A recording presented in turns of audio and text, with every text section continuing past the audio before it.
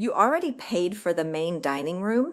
It was baked into your cruise fare the day you booked, every dinner, every night, at no extra charge.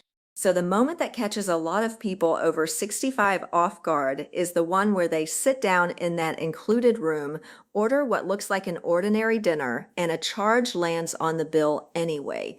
A few dollars for the second entree, 30 for the premium steak, 6 for the coffee at the end, and not one line of it was on the ticket they bought. Nobody warned them and nobody stopped them. That is the modern main dining room in a sentence. Still the best value on the whole ship, still where the real service and the real meals live, but quietly turned into a room with rules and price tags the brochure never mentions. Learn these 16 and it goes back to being the easy, generous part of the trip it looks like. One of them, waiting for you at number 15, is the trick to getting 2 main courses for the price of one, and it is written right into the way they let you order. Number 1, the whole menu is not included. This is the one that stings on the last morning, when the folio prints and the number is bigger than the math in your head. A few years ago, everything on that dinner menu was yours. Order the lobster, order 2 starters, order a third dessert, all of it included. That is no longer true across the board. Now you'll find a lobster tail with a small charge printed beside it, a premium steak that runs you 25 or 30 on top of your fare, a second main course that costs a few dollars extra on some lines. Even a specialty coffee or a bottle of sparkling water can slip onto your bill without a word. The prices sit right there on the menu, usually in tiny numbers next to the dish, easy to sail past if your reading glasses are back in the cabin. The habit that protects you is simple. Read the menu and never be shy about one question. A little number beside a dish is the tell that it costs extra, and if you can't tell, ask the waiter straight out whether there's a charge. They will answer it plainly. Most of the dinner is still fully included, and it is more than enough food. You can even scout the upcharges before you sit down because the menu is usually on the cruise line app the night before. If the app or the little QR code at the table defeats you, ask for a paper menu. They still keep a stack behind the desk. On a fixed income, knowing which lobster is free and which one costs $30 is just being an informed adult. Number 2, anytime dining over a set time. You make this decision before you ever board, and for a lot of us over 65, the popular choice is the wrong one. Nearly every line now pushes flexible or anytime dining, where you turn up whenever you like. On paper, it sounds freeing. For many older travelers, it quietly works against them. Traditional set dining gives you the same table, the same waiter, and the same hour every night.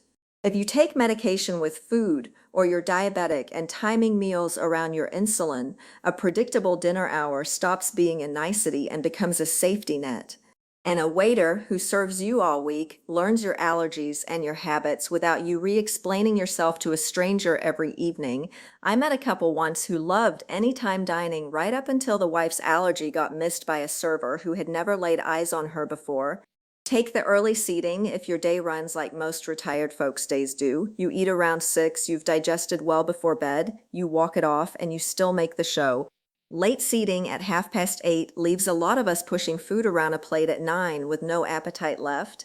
And on plenty of lines, that early seating is where the older crowd naturally gathers, so it tends to be the calmer, quieter room too. Number 3, buffet for breakfast and lunch. The main dining room reads as a dinner-only room, so most mornings and middays get spent fighting the buffet instead. After 65, that is a bigger mistake than it looks, and the reason has nothing to do with the food. The buffet is where the indignity lives. You're carrying a loaded tray while hunting for a seat, balancing a plate and a hot coffee, trying to guard a table with your cardigan while somebody's grandchildren swarm the empty chairs. For anyone with a cane, a bit of a balance problem, or simply less patience than they had at 40, it's the most stressful meal of the day. Meanwhile, the main dining room is open most mornings for breakfast and many days for lunch, and on C days, a lot of lines now put on a proper sit-down brunch. You get a real table, a chair, and someone to carry the plate, and nothing balances on anything. So walk in and use it. Have breakfast in the dining room on a C day, order your eggs the way you actually want them, ask for blueberry pancakes even when the menu only lists plain, and let someone bring you coffee while you watch the water go by. It runs slower than the buffet, so save it for mornings you're not racing off the ship. On the days you've got nowhere to be, it is the nicest hour of the whole trip. Number 4, hiding your allergies until the table. This one isn't about comfort. It's about not spending your vacation sick or worse than sick. Cruise lines are excellent at handling allergies and special diets, better than most restaurants back home, but only when they know ahead of time. Waiting until the first night to mention it is where people get caught.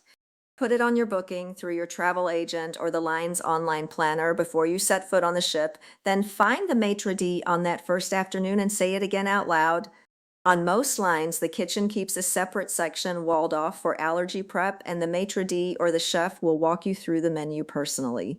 For serious cases, many lines will bring you tomorrow night's menu at the end of tonight's dinner so you can pre-order, giving the kitchen a full day to make something safe. I know a diabetic gentleman who did exactly that every evening, chose the next day's meal with the dining manager, and had a sugar-free dessert brought to him nightly that never once appeared on the printed menu.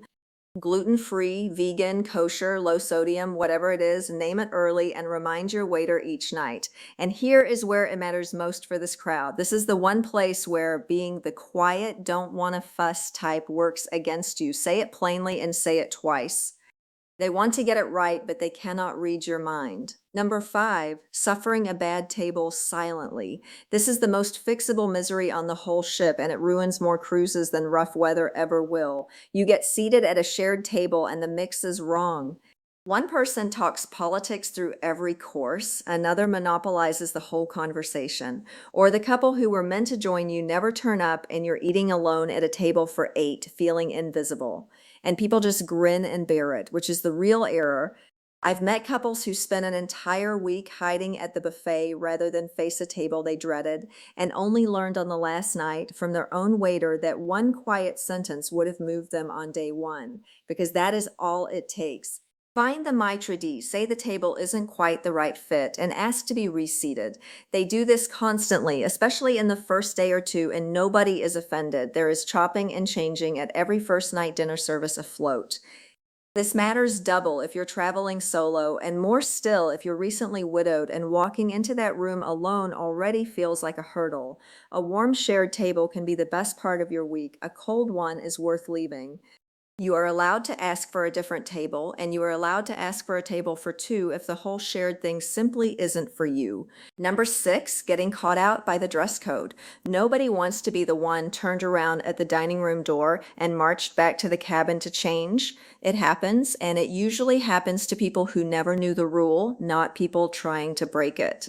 The dress codes have loosened a lot over the years, so put the tuxedo out of your mind, but some lines will still stop you at the threshold. Celebrity and Holland America sit among the stricter ones, and they don't want shorts in the main dining room at dinner. They have turned guests away for it.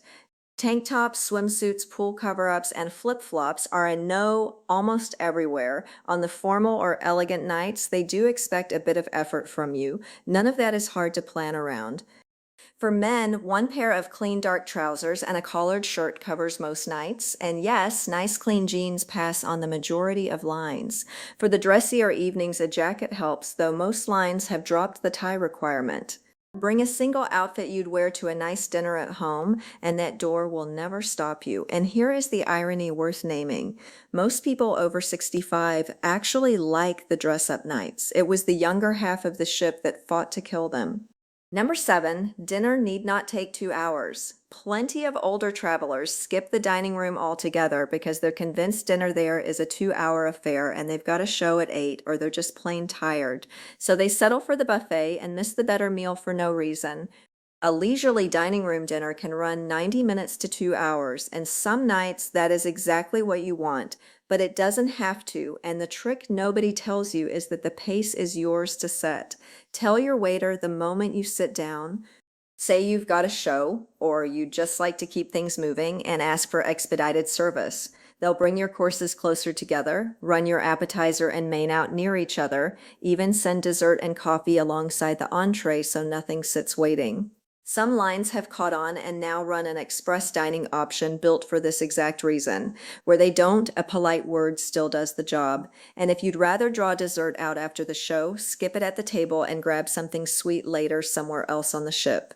The clock in that dining room answers to you, not the other way around. Number 8, never asking the waiter's honest pick. The menu tells you what's available. Your waiter knows what is actually worth ordering tonight, and it rarely occurs to anyone to ask.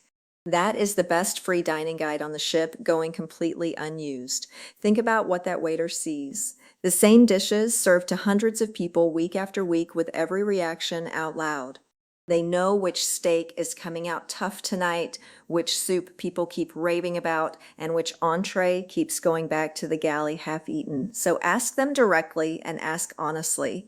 Not just what do you recommend, but what are people really loving this week, and what would you personally skip? Put it that plainly, and most of them will level with you, even about the dish they've been told to push that evening. A waiter once steered me hard toward the mushroom soup, said that chef was known for it, and he was dead right.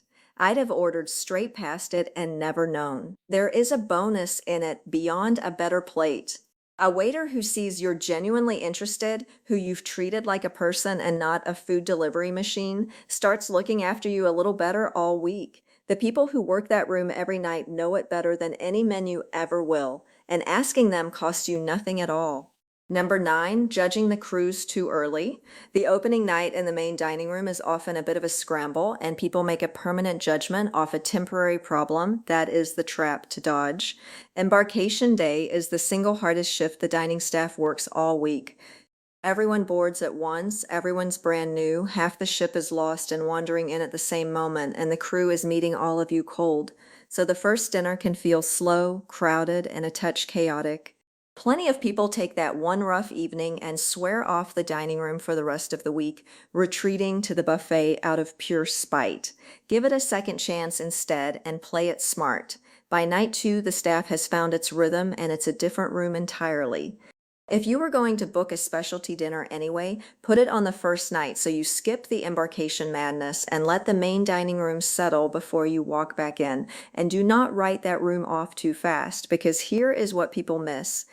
On most ships, formal or elegant night is when the galley brings out its very best dishes, the lobster, the better cuts of beef, the plates the chef is proud of. Skip the dining room on formal night specifically, and you miss the finest included meal of the entire cruise. Number 10, all or nothing on specialty dining. Now, a real opinion, because this is where people waste money in both directions at once. On one side, you've got travelers who refuse to ever pay for a specialty restaurant on principle because they already paid for their food and it feels like being charged twice. On the other, you've got people who book a specialty dinner every single night and barely touch the dining room they already own. Both are getting it wrong. So here is where I land. On a longer sailing, 1 or 2 specialty nights are worth the money. That same steakhouse meal would cost you far more on land. The room is quieter, the service sits a notch above, and it feels like an occasion, which is exactly what you want on an anniversary or a milestone trip. But a specialty dinner every night is cash poured straight down a hole because the main dining room food has climbed back up over the last couple of years. It slipped for a while, everyone noticed, the lines heard about it, and the quality and the presentation recovered. So if you abandoned the dining room 3 years ago because it went downhill, give it one more honest look. Treat yourself to specialty once or twice, eat the rest in the room you already bought, and pocket the difference. All or nothing is the one approach that loses you either way.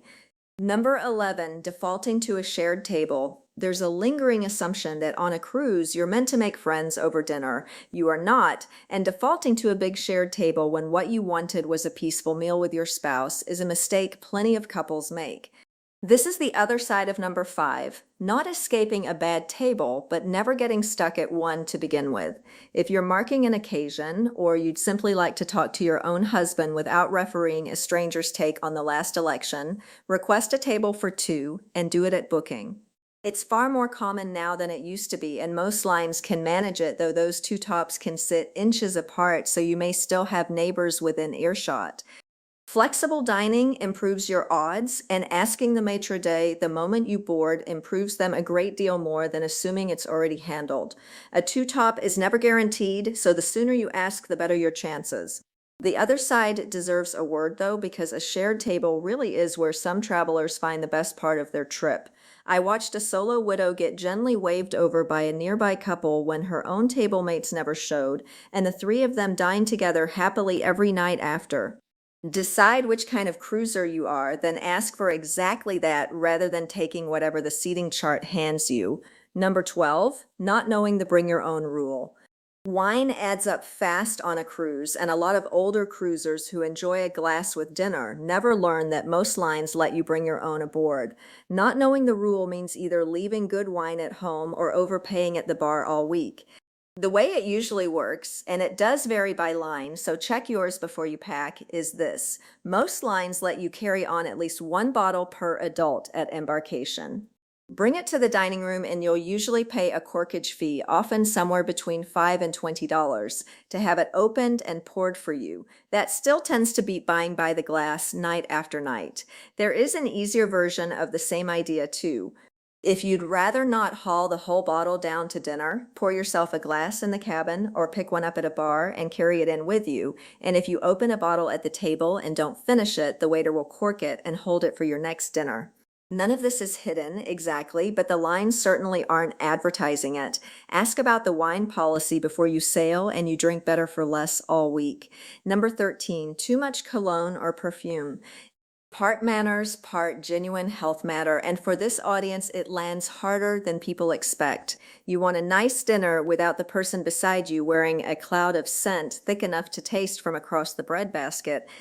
A lot of older travelers react to strong fragrance in a way that has nothing to do with being fussy. A heavily perfumed table mate at close range can set off a pounding headache, a wave of nausea, or a real breathing problem for anyone with asthma or a sinus condition. And in a closed dining room, there is nowhere to escape it, so keep your own hand light in the evening. A small touch is plenty, especially at a shared table where you're sitting elbow to elbow with strangers for 2 hours. And if you're the one being gassed out, you don't have to suffer through it. You can quietly ask to move, the same as you would from any table that isn't working. You came to taste the food, not somebody's duty-free counter. Number 14, politics and religion at dinner. Share a table with strangers for a week, and there are two subjects that turn a warm dinner cold, and every seasoned cruiser will name you the very same pair without a second's hesitation. The first is politics, and the second is religion. I've sat at tables where one particular politician's name came up and the whole evening curdled on the spot, people talking over each other, somebody leaving early, the waiter pretending he heard nothing at all. It doesn't matter who is right. It sours the meal for everyone, including the couple who only wanted to compare notes on tomorrow's port. The fix is the oldest dinner rule going, and it holds up. Stick to where folks are from, where they've traveled, the kids and the grandkids, the weather, the next port of call. Got a real gripe about the ship? Save it for the post-cruise survey, not the table. Keep it easy, and that shared table turns into the good kind you actually look forward to. Number 15, never learning about the off-menu menu. Here is the one I promised you. The tip veteran cruisers pass around quietly and almost never put in a video. The printed menu is not the whole story. There's a short list of things the kitchen will gladly make that never appear in front of you, and all you have to do is ask. The money saver first, because almost nobody knows it. On a lot of lines, when the surf and turf carries an upcharge, you can order the steak as your main, which is included, and then simply ask for the lobster tail on the side. On many ships, that gets you both with no extra charge or close to it. That is two main courses for the price of one, built right into the way they let you order. Beyond that, ask, and you can often get a fruit plate or a cheese plate that isn't printed anywhere, a lovely light dessert, or a starter. If the motion has your stomach off, chicken noodle soup and crackers are almost always available, even though you'll never see them listed. Much of the crew cooks wonderful Indian and Asian food for themselves, and on several lines, if you ask kindly, they'll happily bring you a proper plate of it. The whole trick is opening your mouth. The worst answer you'll get is a polite no, and most of the time it's a smile and a yes. A friend I got talking to at dinner once mentioned she missed a cold fruit soup the line had dropped, and for the rest of the week, a different one turned up at her table every single night. Ask for what you actually want. This room is far more generous than it ever lets on. Number 16, treating it like the restaurant back home. The last one is the thread running through all the others. The main dining room on a cruise is not the corner restaurant back home, and the small courtesies that slide by unnoticed there actually matter here because you're sharing this room and these waiters with the same people for a solid week. So, a few quick ones to close it out. On-set dining, be on time because the whole table waits on the latecomer and the kitchen runs to a schedule. If you're skipping dinner one night, tell your waiter so your table mates aren't left wondering and the staff isn't holding your seat. Treat the crew like the people they are. Ask how their day went. Learn a name because they're working long months away from their families, and a little kindness travels a long way. And don't sit there an hour after the plates are cleared while the staff waits to reset the room. Carry the conversation off to a lounge and let them get on. But let me end on the truth that undoes the panic. Almost none of this takes any effort. The cruise lines and the internet between them have turned dining at sea into something that sounds like a final exam, and it simply isn't one. Learn these few things once and you never think about them again. Then you sit down, someone brings you a good meal you already paid for, and you enjoy your dinner, which was the whole idea before anyone complicated it. The dining room is included. The lobster used to be. Somewhere along the way, a spreadsheet decided otherwise, and the rest is just knowing which is which. Get these 16 right, and that room turns back into what you actually paid for, a good dinner you can sink into without once getting marched back to your cabin over a pair of shorts. So tell me down in the comments which change in that dining room caught you out the most. The surprise upcharges, the reservation apps, or a dish they quietly pulled from the menu that you still miss. Whichever it was, the next first timer scrolling these comments will be glad you flagged it.